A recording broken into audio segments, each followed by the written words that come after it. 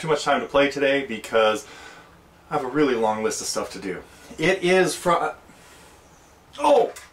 it's Friday, February 7th. I moved the calendar because I wanted to thank our dear friend Corina for sending me this cool calendar from the Netherlands. So those of you that were at camp last year, so I put it over here so I would remember to show it to you. Anyway, it's February 7th, the 50th anniversary. Thank you, Corina, by the way, and I hope you can make it back to camp this year. We would love to see you. It is the 50th anniversary of the day the Beatles landed at JFK. Now, 2 days later, they were on the Ed Sullivan Show. What do I got to say about the Ed Sullivan Show? You got to see this. The 4 Ed Sullivan shows on DVD. I've been watching this a lot lately. Evidenced by the songs that we put out this week. Anyway, I got some... Oh, I probably have too much cool stuff to show you today. I don't know if I'm going to get to it all. Let's see. What do I want to talk about first? I'm going to give you a list of the things I'm going to try to talk about today. And if I get to some of them... Camp. Big news on camp. The big news on that is there's a video now at the campsite that explains a little bit more about the camp. So I'm not going to go too far into the details of stuff that you can go watch over there. I shot a little video actually just earlier today, and be sure to watch both halves of it because I cut it off and then I realized I'd forgotten to completely talk about something very important. So when it starts fading out, stay tuned. There's more info. Anyway, so there's IGC news over on the site. Basically, in a nutshell, we are taking... We're ready to register people. We already have a few takers, at least one. Jason jumped on it a few minutes after Matt put the post up last night.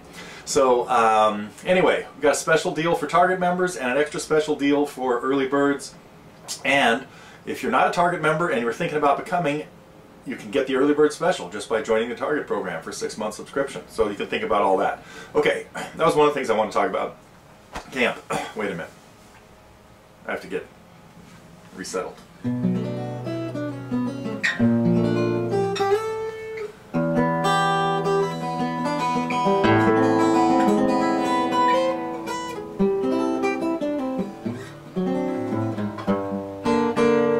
Okay, there we go. Got to get grounded again. The stuff I talked about in the camp video, by the way, was a little bit of the tentative schedule, who's going to be doing what, when, and but we're also going to be open to suggestions from the people that sign up. Also, pretty soon we're going to have some pretty cool videos up that everybody that was there last year and people that sign up for this year will be able to see. I'll tell you more about that if and when Larry finishes it. Okay, let's see, we're going to talk about the new lessons this week. We're going to talk about some fly-on-the-wall stuff. A couple things on the forum. I'm going to get to the question about Guitar Pro 6. No, I'm going to get to that right now.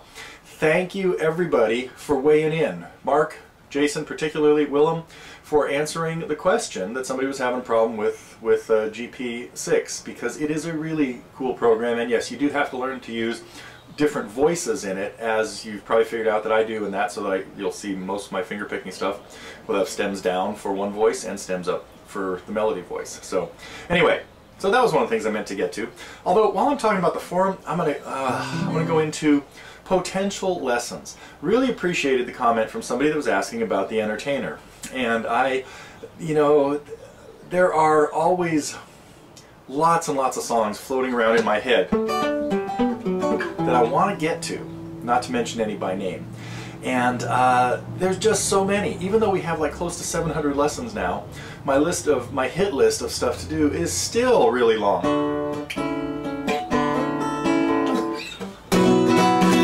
I teased you with that one like months ago, and it's gotten nowhere.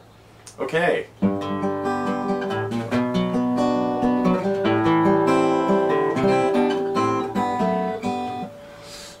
More. I don't know. I just don't know what's happening. And then something like this pops in, and it's just too cool. I have to do it right away. I guess I could really use some good organization, but I think that would take a lot of the charm and excitement out of the site. You just never know what's going to happen. So I was going to get back to the entertainer. One of the problems with the entertainer is I've played a few different versions. One is fairly easy, although I don't know if I can remember it. No, this is where I should have rehearsed this.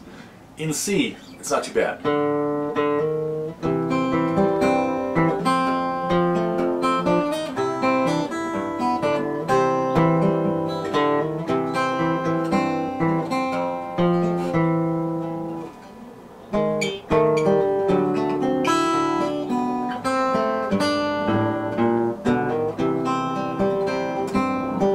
Oh, this is terrible. Wait, I can maybe get the ending.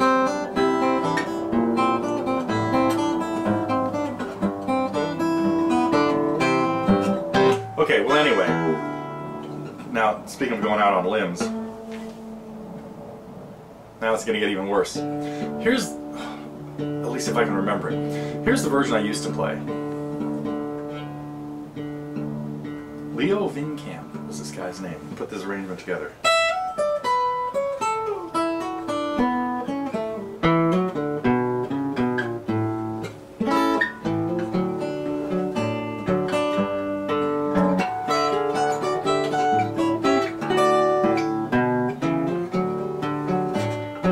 Thanks.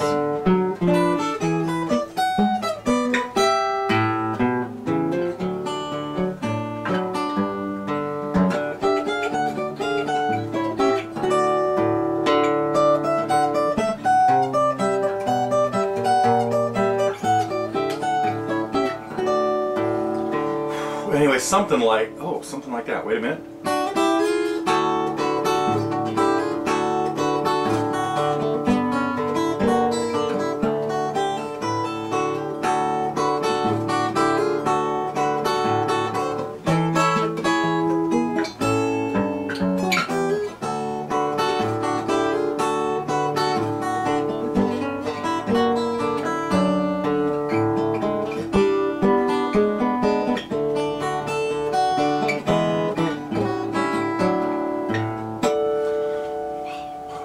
Okay, well anyway, something like that. So someday, I do have a lot of those long drawn out finger picking pieces that I hope to get to someday, and that is one of them. But, whoa, we're rocking out downstairs.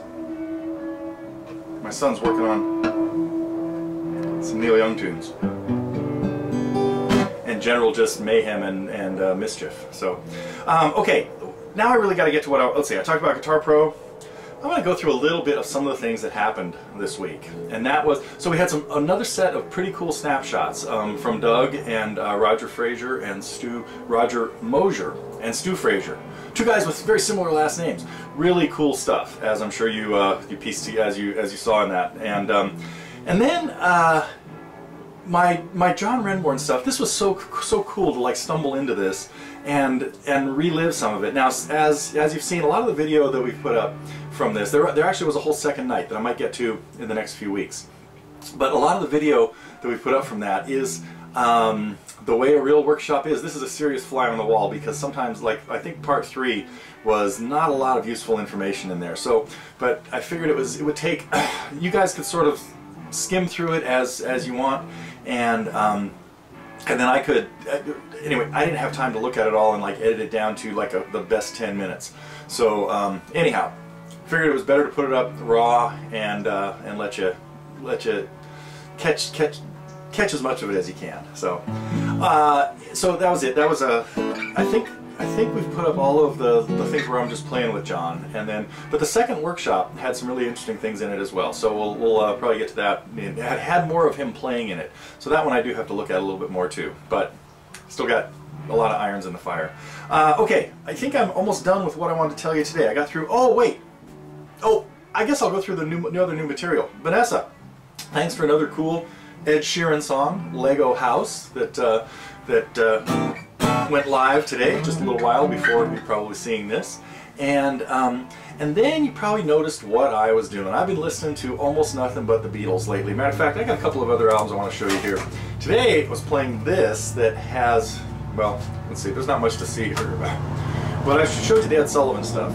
This is their Shea Stadium concert and their Candlestick Park concert. Candlestick in August of 1966. Paul was starting to think that, you know, this might be the last show. They hadn't really decided yet, and so he asked Tony Barrow, one of his assistants, to put a little tape recorder on the stage and record the show. Luckily, these things slipped into the hands of the public, thanks to somebody that worked at Abbey Road named John Barrett. You could read up a little bit more on John Barrett, and he is pretty much I guess we all have John to thank. Paul's not real fond of what John did, but John got a lot of stuff out of the vaults that Paul wanted to keep in the vaults. Anyway, a lot of live stuff that they really couldn't release. Hollywood Bowl concerts that are pretty cool. Yellow Dog, Vigitone, some of those labels. And then there was, in 1985, EMI was going to put out this album called Sessions that was a bunch of legitimate outtakes. They had stuff like Leave My Kitten Alone, Not Guilty, that George had not yet released. And the acoustic version of While My Guitar Gently Weeps was not on this, it was something else. And Paul's demo version of If You Want It, Here It Is, that he gave to Badfinger, that turned into their launching pad. Anyway, so if you can find this album, Sessions, check it out. So EMI put it all together, it planned to release it, and then they decided not to, and then somebody else got a hold of it, and there are a few copies floating around. Okay, now, so the songs that I did decide to do this week, you probably figured out there was a theme to them.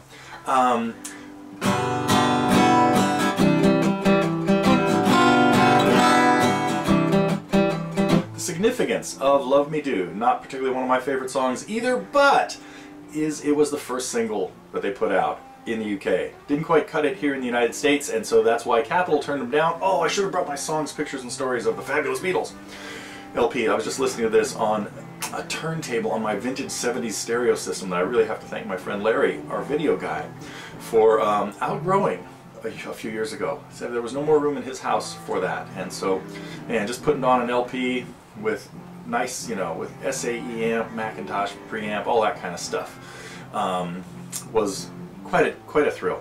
Anyway, Infinity speakers. I'll tell you. Sometime I'll give you the tour of that stuff. But anyway, because Love Me Do, Capitol did not want it.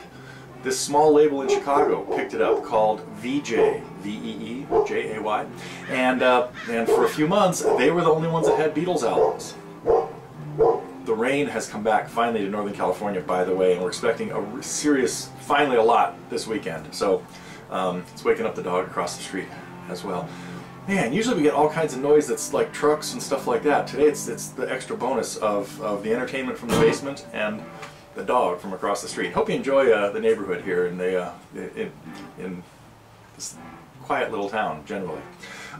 Okay, so then we had P.S. I Love You, the flip side. So I decided this week to put out their first two singles, A-sides and B-sides. They went into the studio and did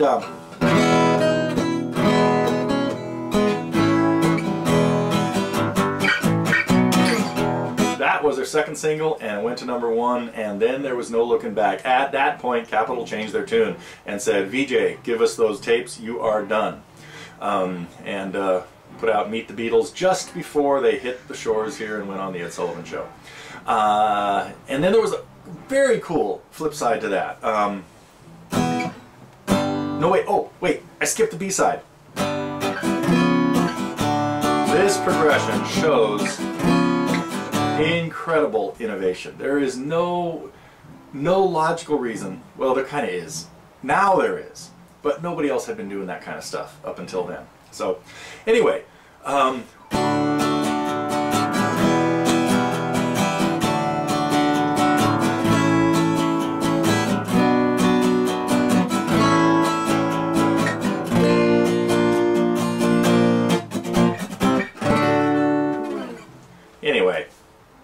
unbelievable stuff. So that was it for my my songs this week. I decided it was going to be Beatles week. Who knows? It might turn into Beatles month. Maybe we'll do a few more songs each week of their early hits, because I realized I hadn't done any of their songs before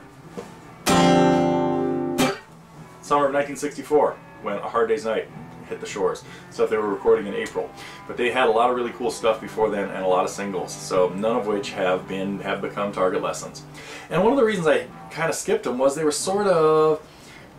kind of basic on a lot of fronts, but I forgot that I can put together sometimes the lessons. They don't always have to be complete treatises on dissecting a song. So I figured, you know what? Some of these songs are just fun to play.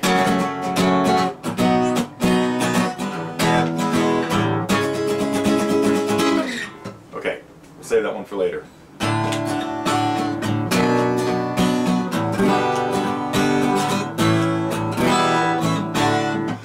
Okay, let me see. Have I gotten everything I wanted to? No, I have one last thing to get to, and that was Andy.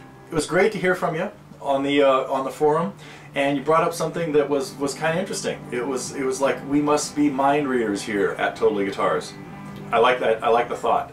Except that chances are that there's somebody out there saying, God, I wish they would do this song. I wish they would do that song. So we almost can't do anything wrong.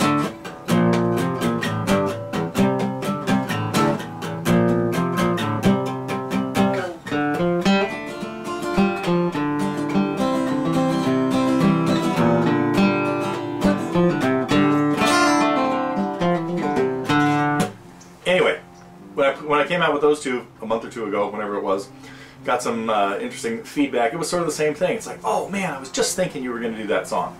So I know that all of our members are always thinking about stuff that might be out there and that it would be a good lesson. So, okay, I think that is about it. Let me think. What could I... We should go out with a Beatles tune, huh? And it should be something I've never played for you before. Uh-oh, I don't think I can remember this one.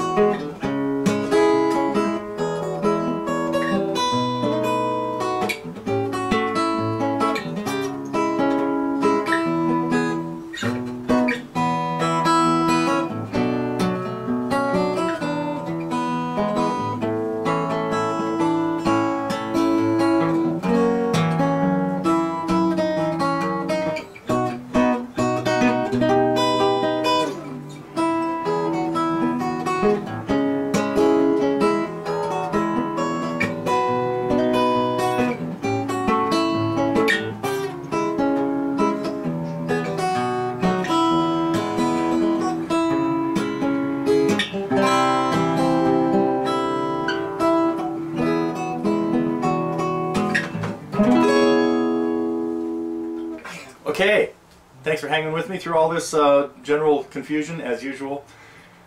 I will see you next week.